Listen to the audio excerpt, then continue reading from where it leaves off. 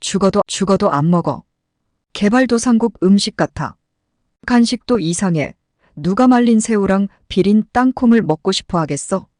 한국은 괴식만 먹어서 살이 안 찌나.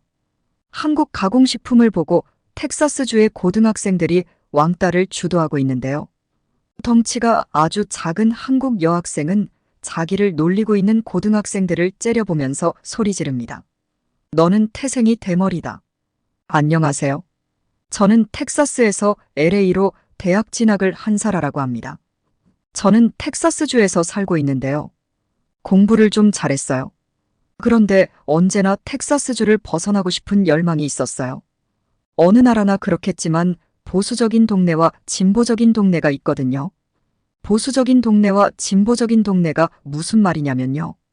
정치적 성향을 말하는 거예요. 미국에서도 보수적인 주가 있는데요. 일단 1등은 유타주예요. 유타주는 거의 단일 민족이 산다고 보셔도 될 정도거든요. 유타주의 흑인 거주 비율은 미국에서는 정치적으로 보수적인 성향의 도시가 보수적인 가치관과 정치적 성향으로 유명한 지역에서 많이 발견되는 경향이 있습니다. 보수적인 성향으로 유명한 도시와 지역은 다음과 같습니다. 유타주는 몰몬의 영향력이 강하고 전통적인 가족, 가치관을 고수하는 미국에서 가장 보수적인 도시 중 하나로 꼽혀요. 콜로라도 스프링스는 군사적, 종교적 가치에 중점을 둔 보수적인 인구가 상당히 많은 도시입니다. 이곳에는 다양한 보수단체가 있습니다. 러벅은 보수적인 성향의 텍사스주에 위치하고 있으며 전통적인 텍사스의 가치와 공화당의 강세로 유명합니다. 저는 텍사스의 러벅이요. 일단 저희 동네 분들은 타지 사람들이 텍사스로 들어오는 자체를 너무 싫어해요. 멕시코 사람들한테 대였다고 하면서요. 이 보수적인 성향이 저랑 너무 안 맞아서 저는 무조건 대학을 서북부 쪽으로 가겠다고 다짐했어요. 일단 LA 근처는 대학이 많기도 하고요. 대학생이 많은 곳들은 좀 더 진보적인 성향을 띠기도 하거든요. 세금 문제나 이런 것들을 고사한다고 해도 저는 인종만으로도 이렇게 보수적인 성향을 띠는 게 짜증이 나요. 솔직히 말하면 한국인들은 정말 좋았거든요. 제가 고등학교에 다닐 때 저희 학교에 한국인이 한 명 전학을 왔어요. 아버지가 텍사스주에 위치한 델에서 프로그래밍을 하신다고 하셨죠. 걔는 대학도 미국에서 진학할 거라고 했어요. 사실 텍사스주가 그렇게 공부를 잘하는 주는 아니지만 저는 학기 중간에 전학 와서 꿈이 크다고 생각했어요. 제가 가장 힘들었던 건 어른들의 차별이 아이들의 차별로도 이어진다는 거였어요. 저는 처음에는 전학 온 친구한테 별로 관심이 없었는데요. 걔 별명이 스팸으로 유명해진 거예요. 저는 그 별명을 들었을 때 너무 의아했어요. 그 여자애는 스팸이라고 불리기에는 너무 마르고 작았거든요. 그런데 별명이 스팸인 이유가 뭐였는지 아세요? 도시락으로 스팸을 싸왔다는 이유였어요. 스팸 보고 역겹다 했어요. 물론 미국에서는 스팸을 잘 안 먹기는 해요. 하지만 음식이라는 건 내가 안 먹는다고 해서 다른 사람들도 먹지 말라고 강요할 수 있는 건 아니니까요. 도시락을 가지고 놀리는 건 너무 찌질하지 않나요? 왜 그런 무해한 도시락이 그런 조롱거리가 될 수 있는지 의아해하며 당황했던 기억이 납니다. 그녀를 더 잘 알게 되면서 그녀가 스팸을 정말 싫어한다는 사실을 알게 되었습니다. 스팸을 가져온 것은 그녀가 선택한 것이 아니라 그녀의 가족이 감당할 수 있는 수준이었죠. 이 사실을 알게 되자 저는 갈등을 느꼈습니다. 왜 도시락 내용물처럼 사소한 일로 아이들이 그녀를 놀리는 걸까요? 불쾌하고 불공평하게 느껴졌습니다. 그런데 그 여자애가 작은 체구로 절대 밀리지 않았어요. 그러자 걔는 유창한 영어로 뭐라고 했는지 아세요? 야, 내가 스팸이면 너는 문어다. 이렇게 말하는 거예요. 그 여자애를 괴롭히던 애는 갑자기 당황해서 내가 왜 문어냐고 소리치기 시작했어요. 이건 영어로 들으셔야 하는데요. 그 여자애는 You are here, run away. You are born to be bold. 라고 하면서 남자애한테 외쳤어요. 네 머리가 사라지고 있고 태생이 대머리로 태어났다는 거죠. 뒤에서 다른 애들이 그 문어를 비웃기 시작했어요. 그 뒤로 그 남자의 별명은 문어가 되었죠. 솔직히 말하면 대머리가 그 정도로 심하지는 않았는데요. 문어라고 생각하고 보니까 문어처럼 보이기는 했어요. 다음에도 또 도시락으로 사건이 터졌어요. 한국 스프를 보고 개발도상국 보급품 같다며 자긴 죽어도 안 먹는다고 한 거예요. 아니 얼마나 괴롭힐 게 없으면 자꾸 도시락 가지고 찌질하게 구나 싶어요.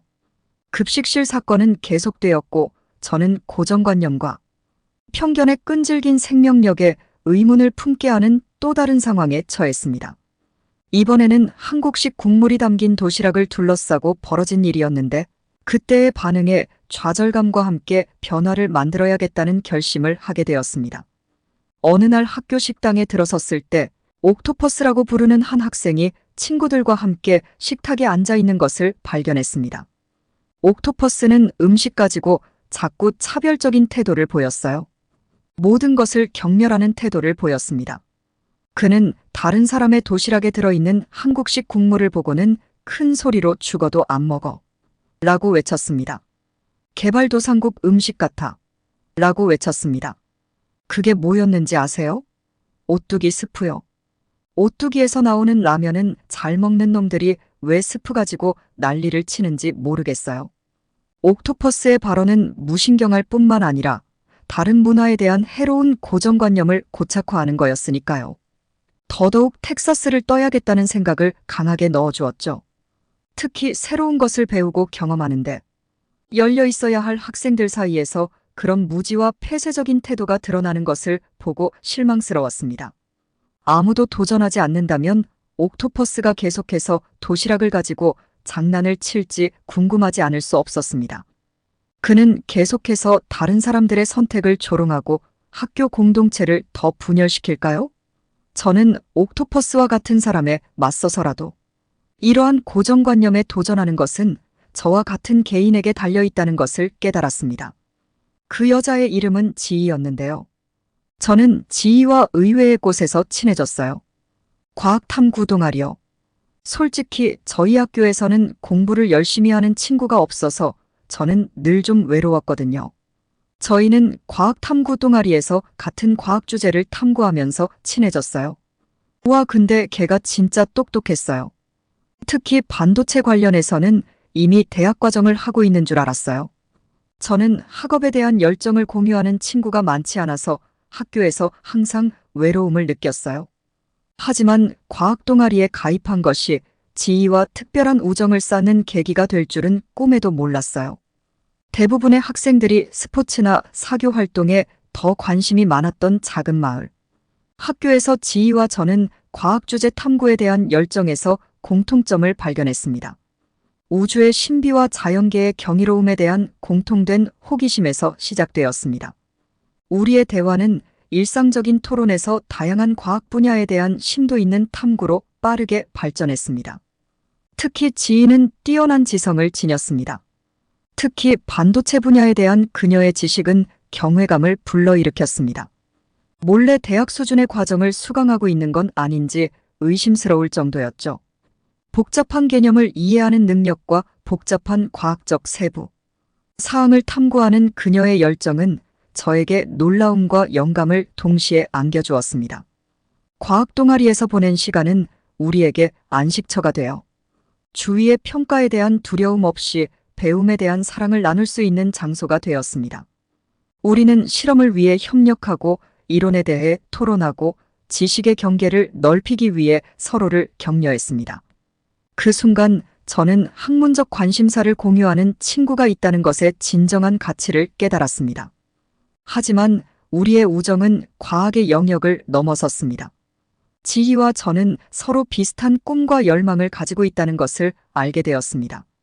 우리 둘 다 고등교육을 받고 선택한 전공 분야를 통해 세상에 의미 있는 영향을 미치고 싶다는 열망을 품고 있었죠. 우리는 종종 미래에 대한 희망과 꿈을 중심으로 대화를 나누었고 그 순간 우리의 유대감은 더욱 깊어졌습니다. 옥토퍼스한테 괴롭힘 당하는 거 괜찮냐고 물어봤는데 지희는 엄청 단단한 친구였어요. 어차피 자기가 이기니까 상관없다고 하더라고요. 실제로 지희는 인기가 좋았거든요. 솔직히 말하면 옥토퍼스 주변 친구들은 지희를 좋아해서 괴롭히는 찌질한 애들도 있었어요. 여자애를 좋아해서 괴롭힌다는 게 진짜 언제적 얘기예요. 좋아하면 잘해줘야지 왜 관심 받겠다고 괴롭히고 있나 모르겠어요. 얘는 질리지도 않나 다음에는 과자였어요. 한국 과자 중에 해물 맛이 나는 과자들이 있나 봐요. 아니, 김맛 과자도 있는 세상에 해물 맛이 나는 과자가 뭐가 그렇게 특이하다고 난리를 치는지 모르겠어요.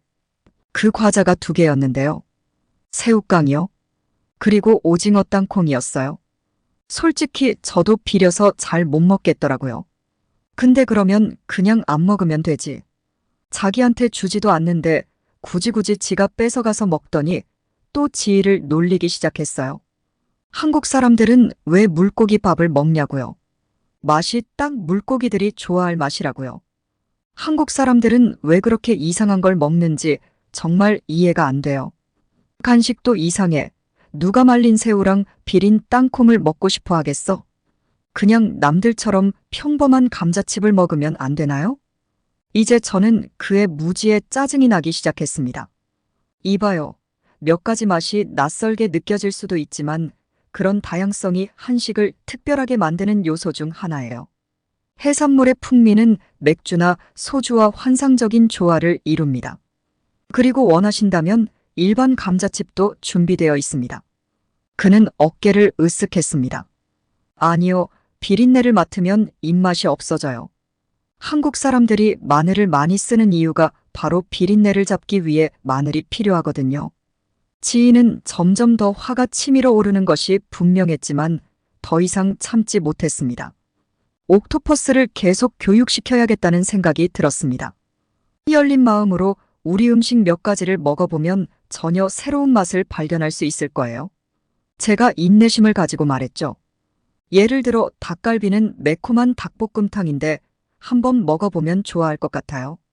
그리고 갈비나 불고기 같은 한국식 바비큐는 고기가 익으면서 양념이 캐러멜처럼 변하는 놀라운 양념이 있어 정말 맛있어요. 옥토퍼스가 표정을 지었다. 아직도 이상하네요.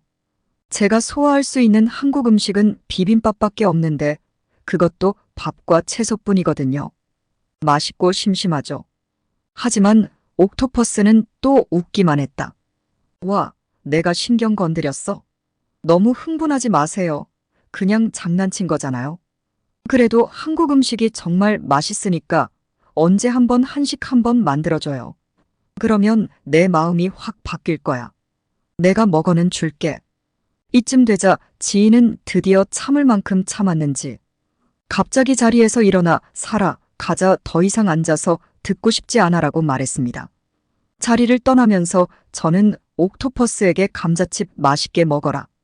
넌 내가 뭘 놓치고 있는지 모를 거야. 라고 말했죠. 화를 내지 않고 제 말을 잘 전달했기를 바랐습니다. 지희는 마지막에 그렇게 말했어요. 너 프링글스 캐릭터도 대머리인 거 아냐? 지 같은 것만 먹네. 하고 나갔어요. 속이 다 시원했죠. 저는 지희가 언제나 당당해서 더 좋았어요. 괴롭히는 사람이 문제지 괴롭힘을 당하는 사람은 전혀 문제가 없잖아요. 지희와 저는 과학과 학문에 대한 공통된 관심으로 우정을 키워나갔고 12학년 마지막 학기가 다가오면서 대학 입시에 대한 불안과 설렘이 함께 찾아왔습니다. 대학 합격자 발표가 쏟아지기 시작하면서 기대감이 고조되는 시기였습니다. 여러 대학에 지원했고 몇 군데 합격 통지서를 받았지만 제 마음속에 특별한 자리를 차지하고 있는 학교가 있었는데 바로 캘리포니아 공과대학이었습니다.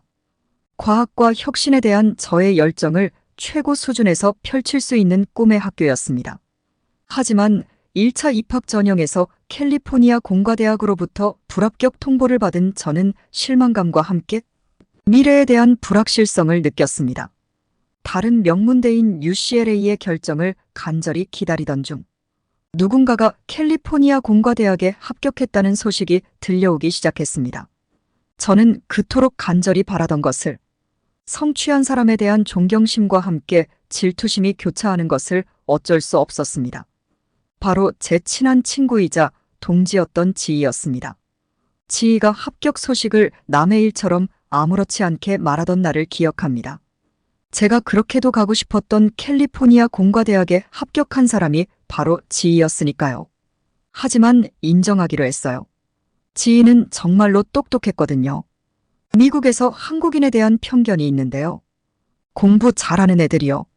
물론 이런 편견도 좀 기분 나빠하는 사람들도 있겠지만 이건 편견이 아니라 사실이었어요.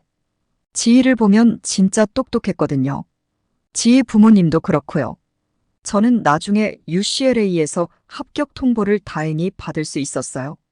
지희는 둘이 같이 캘리포니아로 가게 되었다면서 좋아했어요.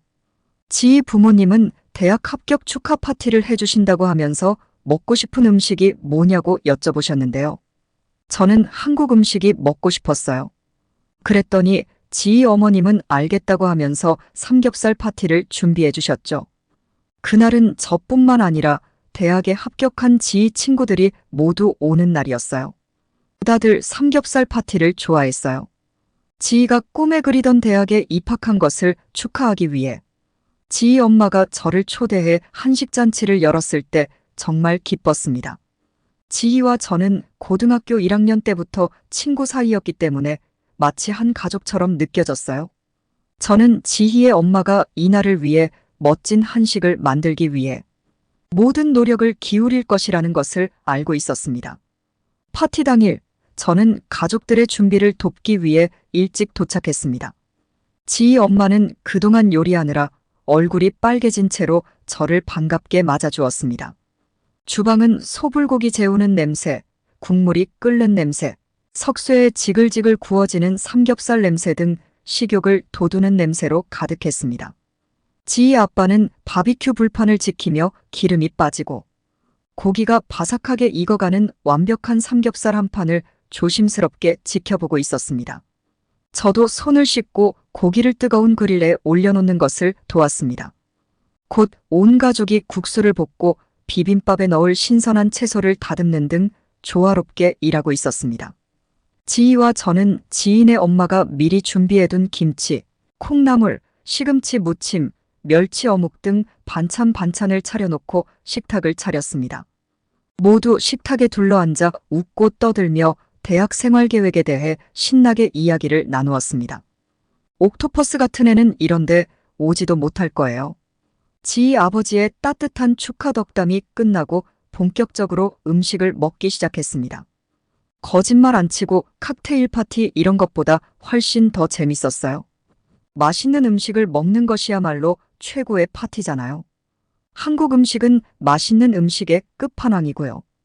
탐나는 삼겹살을 접시에 가득 담아 혀끝에서 살살 녹는 기름진 고기 조각을 먹었습니다. 다음으로 얇게 썬 소고기를 구워 달콤한 간장 양념에 버무린 불고기를 맛보았습니다. 김치전은 겉은 바삭하고 속은 부드럽고 고소한 맛으로 균형이 잘 잡혀 있었습니다.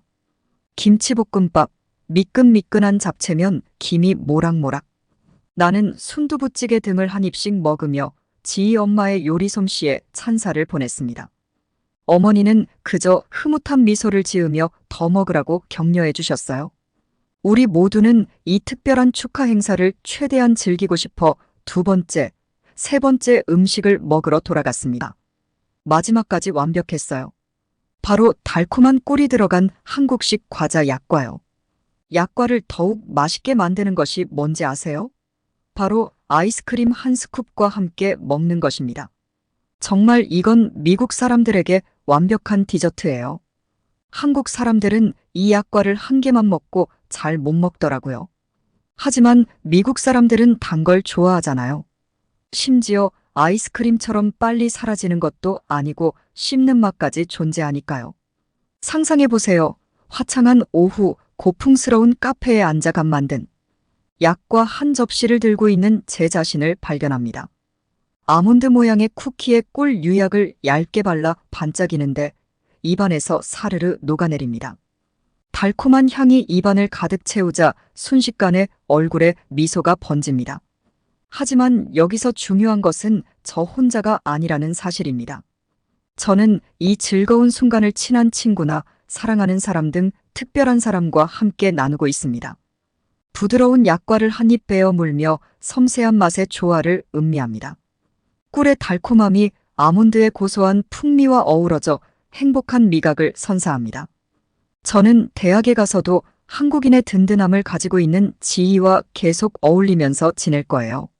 지희는 저에게 좋은 영향만 주는 친구니까요. 그리고 지희의 당당함을 누가 따라갈 수 있겠어요. 자기보다 덩치가 큰 미국인에게 지지 않고 맞서는 태도요. 카타르 도하. 아시안컵이 한창인 와중에 카타르 도하에 있는 미술관에서 13세기 도자기가 깨지는 사건이 일어났습니다.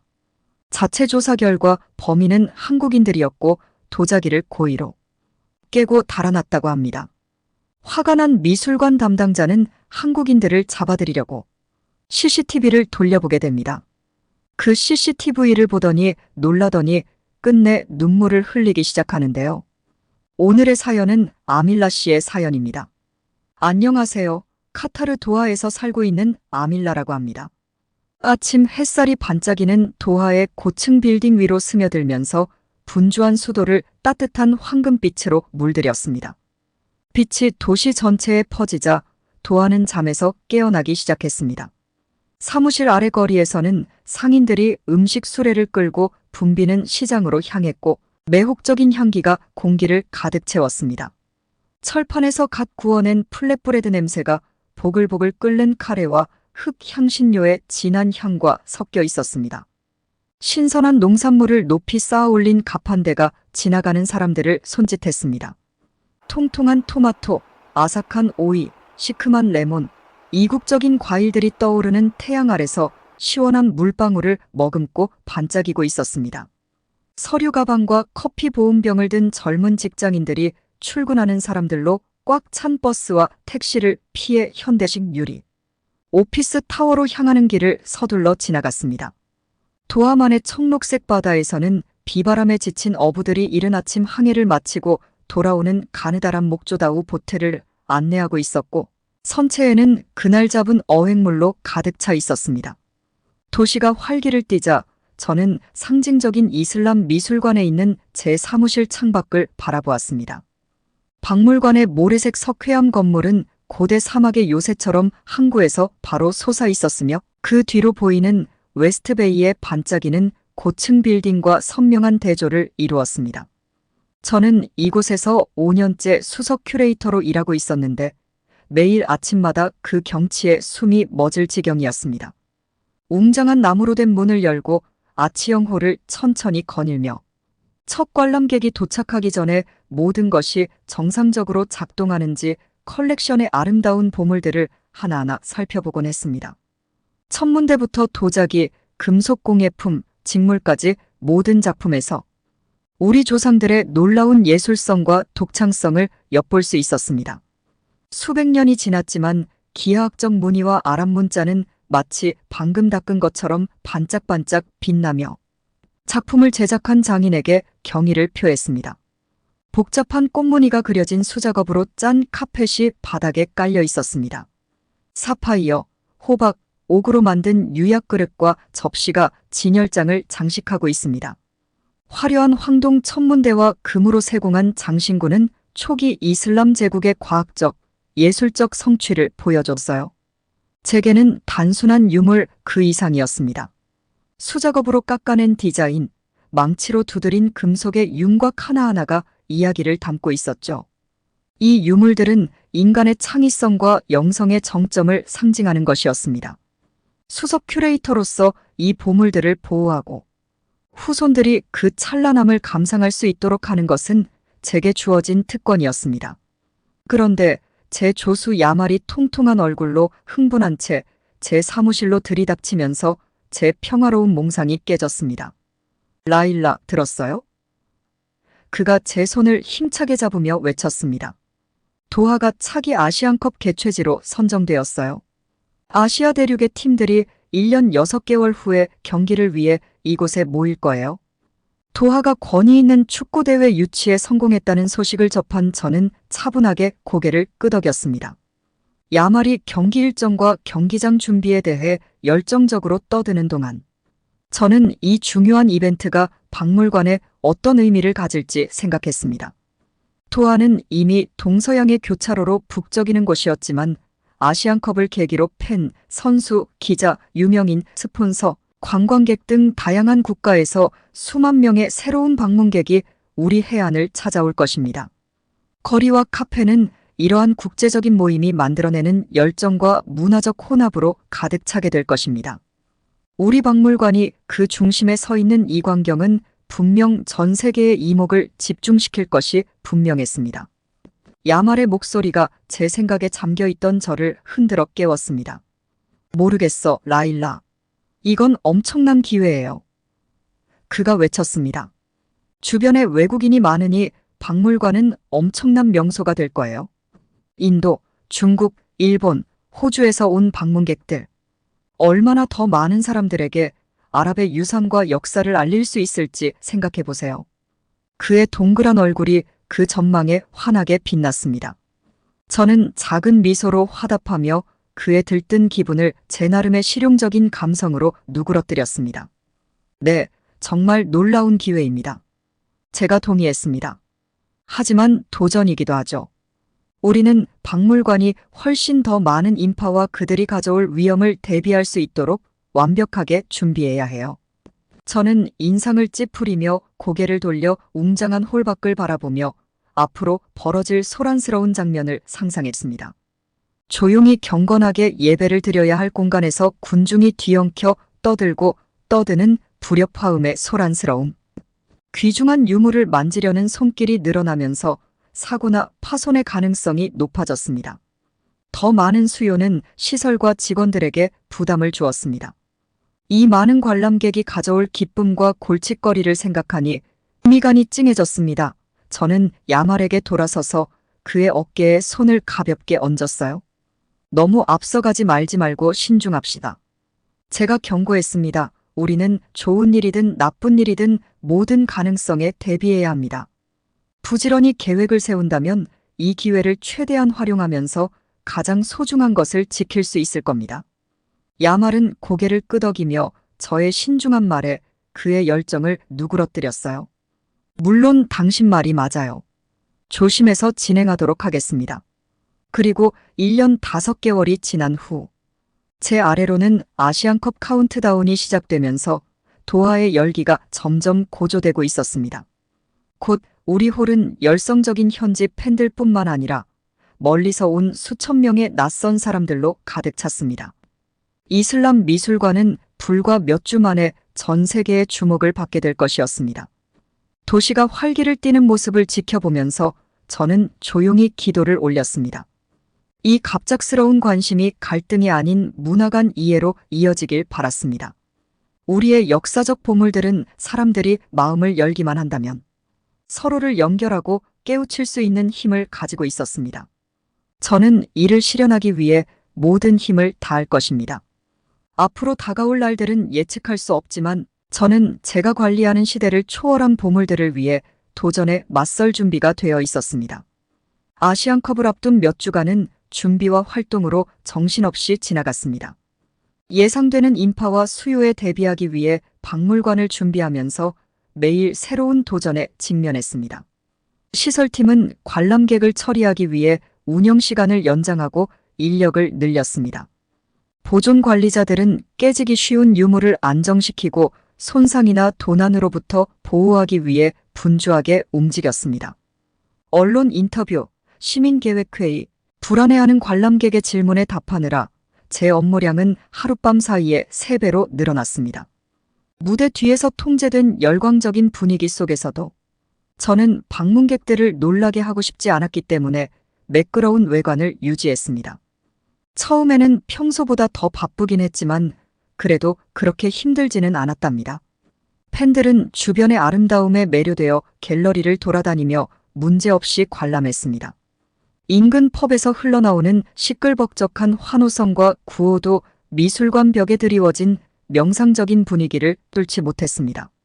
하지만 대회가 진행되면서 긴장이 표면으로 드러나기 시작했습니다. 난동을 부리는 사람들이 점점 더 많아졌고 그들의 큰 목소리와 부주의한 행동은 박물관의 평온함에 방해가 됐습니다. 일부 사람들은 값비싼 희귀품에 대해 무지한 무관심으로 대하거나 심지어 경멸하기도 했습니다. 특정 국가의 관람객이 경비원으로부터 부당한 조사를 받는 경우도 있었습니다. 사소한 일이지만 사건이 발생할 때마다 불안감이 커졌습니다. 문화가 뒤섞인 냄비가 끓어오르기 시작하면서 박물관의 포용적인 환경을 위협하고 있었습니다. 하지만 폭발하기 전에 이러한 압력을 완화하려면 어떻게 해야 할까요? 저는 지혜를 달라고 기도하고 인내와 연민, 지칠 줄 모르는 노력으로 각각의 도전에 대처하며 모범을 보이려고 노력했습니다. 그날은 예상보다 빨리 찾아왔습니다. 자정이 가까워져 퇴근 준비를 하고 있는데 야말이 패닉 상태에 빠진 채로 달려왔습니다. 라일라, 급한 일이 생겼어요. 어떤 대회 팬이 도자기동에 침입해서 상자를 부쉈어요. 저는 심장이 두근거리며 야말을 따라가면서 얼굴이 창백해졌습니다. 깨진 13세기 도자기 항아리 파편이 바닥에 흩어져 있는 피해 상황을 살펴보니 제 최악의 공포가 현실로 다가왔습니다. 이 무의미한 행동에 분노와 슬픔이 내 안에서 결투를 벌였습니다. 야말이 범인을 찾아야 한다고 떠들어대는 동안 저는 잔해 속에서 꼼짝도 하지 않고 서 있었습니다. 이것은 고립된 사건이 아니라 더 깊은 병의 증상이었다. 사람들의 마음을 감염시키는 파괴적인 무지는 비난이나 처벌로 치유할 수 없었습니다. 이럴 때는 침착해야 한다는 걸 알았습니다. 분열의 씨앗을 계속 뿌린다면 증오만이 우리의 유일한 수확이 될 것입니다. 이 어둠을 몰아내기 위해서는 제가 잘 해결을 해야 하는 거죠. 한 가지 분명한 것은 앞으로의 길이 쉽지 않다는 것이었습니다. 하지만 내가 돌보는 보물들을 위해 노력해야만 했습니다.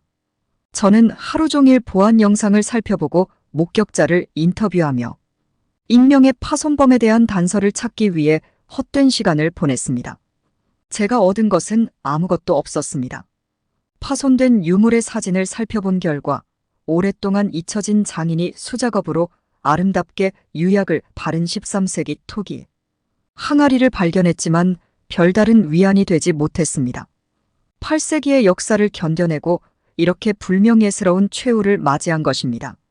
저는 장인의 손을 거쳐 사랑스럽게 그릇의 모양을 만들었을 그 기술과 창의력을 생각하며 시대를 초월한 작품이 이렇게 불명예스러운 운명을 맞이할 줄은 상상도 못했습니다. 제 우울한 생각은 조수 야말이 들어오는 부드러운 노크 소리와 함께 평소 봤던 그의 얼굴이 걱정으로 흐려지는 바람에 중단되었습니다. 고객들이 저희 전시를 못 믿겠다는 말이 더 많아졌어요. 그가 한숨을 쉬며 보고했습니다. 더 엄격한 규칙을 적용하고 특정 그룹의 손님을 금지하지 않으면 멤버십을 취소하겠다고 이야기하는 고객도 있었습니다. 저는 냉정하게 고개를 끄덕였습니다. 기물 파손 사건 이후 이미 끓어오르던 박물관 내 긴장은 서로 다른 문화, 집단 간의 노골적인 적대감과 불신으로 치닫고 있었습니다. 새로운 불만과 대립이 없는 날이 거의 없었습니다. 하지만 저는 반동적인 처벌은 더 많은 분노와 분열을 낳을 뿐이라는 것을 알았습니다. 진정한 치유를 위해서는 내면을 들여다봐야 했습니다. 저는 이 불화의 근원을 해결할 용기와 지혜를 찾아야 했습니다. 동요한 고객과 박물관 직원들의 진술을 수집하면서 저는 운명적인 그날 오후의 사건을 떠올렸습니다. 저는 먼저 박물관 내부의 고요한 분위기를 전혀 의식하지 못한 채 소란스럽게 박물관에 들어선 관광객들의 시끄러운 모습에 충격을 받았습니다. 그들은 최소한의 감상도 없이 뻔뻔스럽게 전시물을 향해 돌진하며 큰 소리로 웃고 사진을 찍으라고 손짓했습니다. 이상하긴 했지만 파괴가 시작될 때까지는 이런 상황이 크게 신경 쓰이지 않았습니다. 소란을 듣고 현장으로 달려갔을 때 두 남자가 깨진 13세기 도자기 꽃병 옆에서 죄의식을 느끼며 웃고 있는 것을 발견했습니다. 아랍어로 격렬하게 꾸짖었지만 그들의 모호한 표정에서 아랍어에 대한 완전한 무지가 드러났습니다. 가장 충격적인 것은 한 남성이 상황과 전혀 어울리지 않는 한국말인 감사합니다. 좋아요를 계속 반복하는 것이었습니다. 저는 즉시 그들의 한국어 변장에 문제가 있다고 의심했습니다. 중국인 단체 관광객과 함께 박물관에 들어오는 모습이 담긴 보안 영상을 확인한 후 제 의심은 사실로 확인됐습니다.